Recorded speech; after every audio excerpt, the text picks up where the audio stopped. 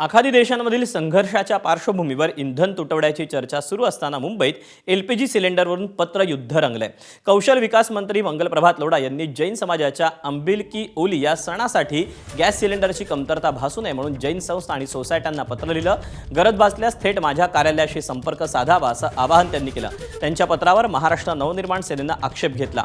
मनसेनं थेट गॅस पुरवठा करणाऱ्या एजन्सीजना पत्र लिहून सर्वसामान्य नागरिकांना होणाऱ्या त्रासाचा मुद्दा उपस्थित केला।